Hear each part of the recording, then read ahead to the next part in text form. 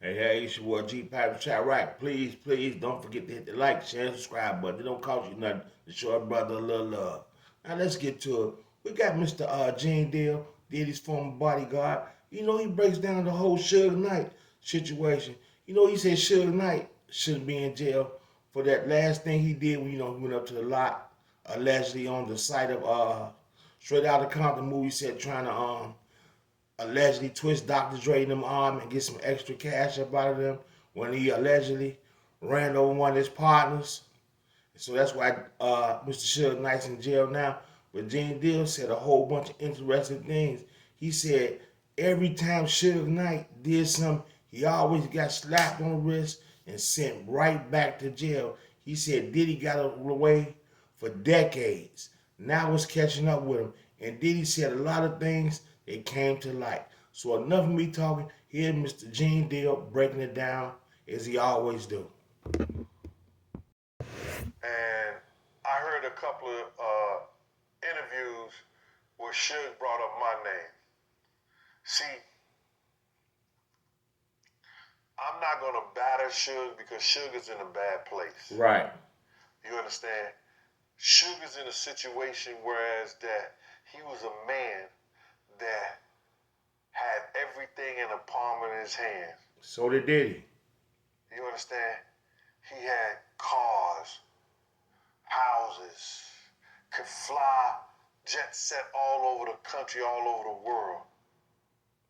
And he had everything in the palm of his hand. And now he only got Miss Palmer in the palm of his hand. And I'm saying this to say this, bro. I'm not here to bash that brother, but he's getting some felonious and some effed up information that's not true. I don't believe Suge should be in jail for what he did. You understand? Because it was clearly, you could see somebody was coming at Suge with a gun. And the law states here in New York, if somebody is attacking you and you gotta flee, and somebody gets hurt in the interim of you fleeing, whether it's in your car, your bike, or whatever the situation is, that individual who has that gun is trying to shoot you, and you end up running over a pedestrian or doing something like that, right. That's his case. That's that dude who did that to you. He gets that murder. And that's what it seemed like to me. He didn't get the proper justice when it came to that. Right.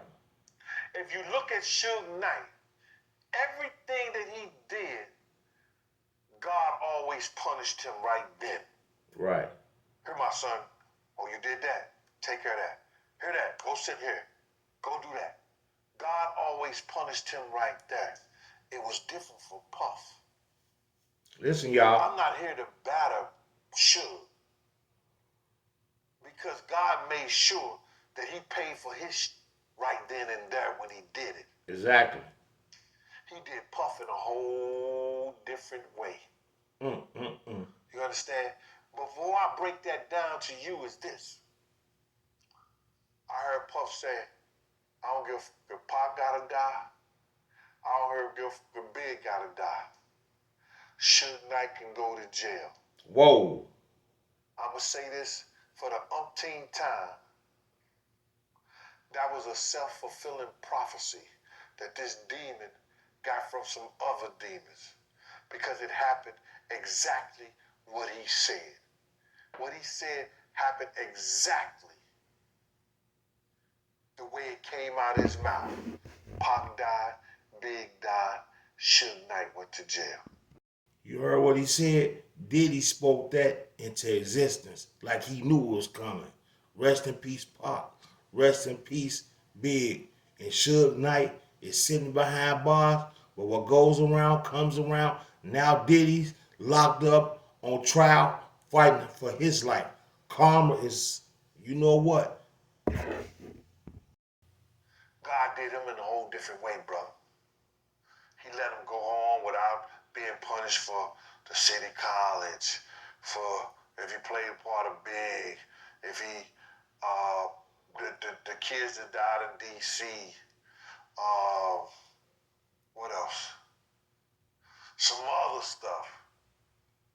He didn't let him play the part. He getting all his right now in one whop, in one setting. Suge, brother, you're wrong. I did not know Reggie Wright until my man in Detroit gave me a call. I'm not going to mention his name, but he was a podcaster too. He gave me a call, and he said, yo, Big Gean, I want to introduce you to Reggie Wright. And I don't know if Reggie was on the phone knew I was on the phone, but Reggie had said some that I overheard him say. And it was about the Notorious Big. He said they should have killed that fat motherfucker. What? So now, when I heard him say that, I'm standoffish on him now. And I'm going to tell you the dude named, you can be mad if you want to. Rail made the introduction to me and Reggie. And that was like, I think 3, 4 years ago. I didn't know Reggie from a can of motherfucking paint. I never called anybody from Death Row to his security. That wasn't my job. I was Puff's personal bodyguard. Right. I didn't call to get no security for nobody.